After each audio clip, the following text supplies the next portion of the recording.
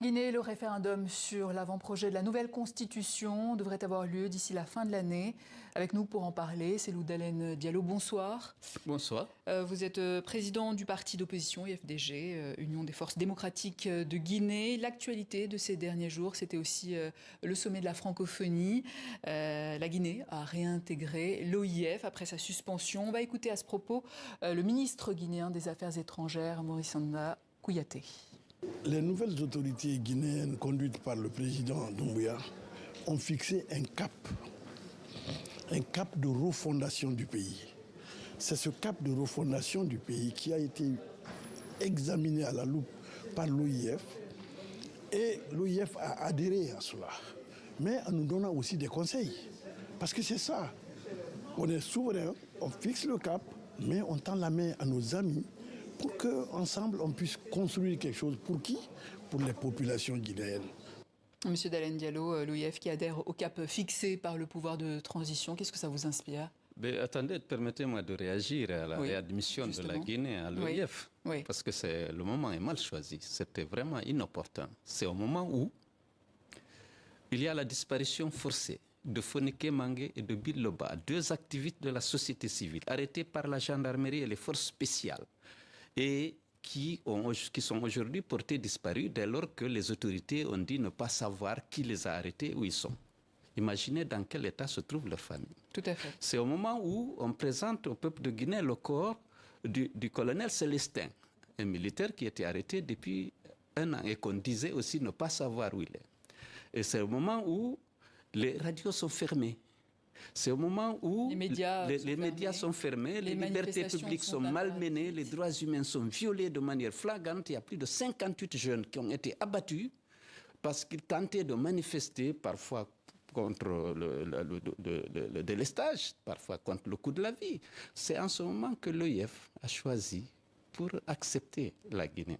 Or, la déclaration de Bamako, qui engage les États membres de l'OIF à respecter un certain nombre de valeurs et de principes, ne permettait pas ce retour en ce moment-là, où, comme je l'ai dit, les droits humains sont violés de manière récurrente et flagrante. Pourtant, Monsieur Dalen Diallo, vous avez applaudi quand Alpha Condé avait été renversé par Mamadi Doumbouya. Est-ce que vous le regrettez aujourd'hui? Oui, écoutez, avant de regretter, c'est-à-dire c'est les engagements qui avaient été pris par la junte au moment de la prise de pouvoir qu'on a applaudi. Elle s'est engagée à mettre fin à l'instrumentalisation de la justice, au piétinement des droits et libertés des citoyens et à organiser très rapidement des élections pour remettre le pouvoir à un civil que le peuple aurait choisi à travers des élections libres et transparentes. Justement, il y a cet avant-projet de la nouvelle constitution, qu'en pensez-vous? Mais avant ça, aujourd'hui, il faut d'abord savoir que la junte a renié tous ses engagements, y compris, parce qu'il y a eu 3 engagements forts. Elle s'était engagée à protéger les libertés publiques et les droits humains. Elle s'était engagée à organiser avec diligence le retour à l'ordre constitutionnel par des élections transparentes et inclusives. Elle s'était engagée à ce que les membres de la transition, les responsables de la transition ne participent pas à ces élections.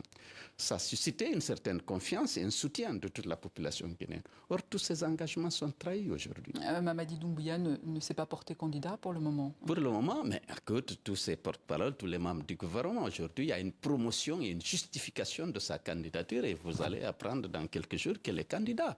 Et donc, s'il aura trahi son serment... C'est un procès d'intention donc que vous lui faites là? Pardon? C'est un procès d'intention, non? Mais vous avez écouté les membres du gouvernement à toutes les campagnes qui sont organisées aujourd'hui dans le pays pour justifier sa candidature et pour promouvoir sa candidature, alors qu'il a prêté serment de ne pas le faire. À plusieurs reprises, il s'est engagé et sur le plan moral, s'il le faisait, ce serait vraiment quelque chose d'extrêmement grave. Quelqu'un qui prétend diriger le pays, qui ne respecte pas sa parole, sur le plan moral, ce n'est pas bon. Et sur le plan juridique, il a préparé une charte de la transition dans laquelle il a mis en bonne place l'interdiction faite aux membres, aux responsables de la transition. Oui, l'article 46. L'article Comme 46. Vous êtes en exil, M. Dalen Diallo, depuis 2 ans, vous n'avez pas participé à la rédaction de ce texte. Le président du CNT a affirmé sur notre plateau ici que toutes les formations politiques ont envoyé leur contribution écrite. C'est votre cas?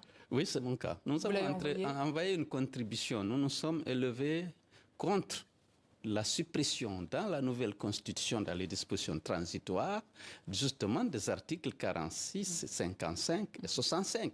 Parce que c'est ces articles qui interdisent la participation des responsables de la transition aux élections.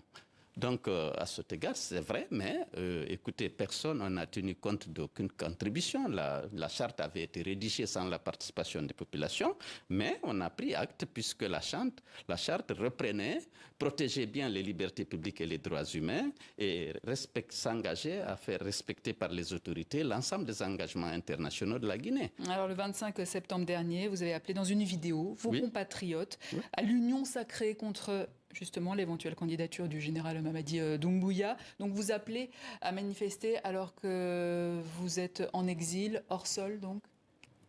Hors sol? Oui. Oui, bien sûr, je suis pour le moment à l'étranger. Mais je vais rentrer, soyez assurés que je vais rentrer. Je prépare mon retour et je viendrai. Écoutez, je ne vais pas vous donner la date pour l'instant. Le moment venu, je vous donnerai la plus moindre l'information. Ceci dit, alors, pourquoi je suis contre la candidature? C'est une question d'abord morale. Lorsqu'un homme, librement, s'engage devant le peuple, un officier de l'armée, s'engage à ne pas faire et jure sur une constitution, sur une charte qui interdit sa candidature, il jure de respecter cette charte et de la faire respecter. C'est une question d'abord morale, mais il y a une question juridique, parce qu'il viole la charte. Ensuite, il viole la charte africaine de la démocratie, des élections et de la gouvernance qui stipule que les auteurs de coups d'État constitutionnels qui changent, qui prennent le pouvoir en dehors des procédures constitutionnelles, ne doivent pas participer aux élections pour le retour à l'ordre constitutionnel. Alors, il y a quelques jours, vous avez rendu visite à votre ami Sidya Touré, président de l'UFR, lui aussi en exil. Qu'est-ce qu'il en est ressorti de ces échanges? Nous avions constaté qu'on avait une convergence de vues sur l'ensemble des problèmes, que ce soit la non-candidature de M. Doumbouya, que ce soit le retour diligent à l'ordre constitutionnel, que ce soit le respect des droits humains et des libertés fondamentales, la libération de Fonike Mangue et de Bilo Diallo, et qu'aujourd'hui, on a vu le général Koulibaly Sadiba, le colonel Célestin, le médecin Dr Diabaté sont morts dans des conditions non élucidées. Nous demandons que des enquêtes soient menées et qu'on dise au peuple dans quelles circonstances ces citoyens guinéens sont décédés. Donc vous êtes prêt à faire alliance avec Sidya Touré, éventuellement, contre Mamadi Doumbouya, s'il se présentait?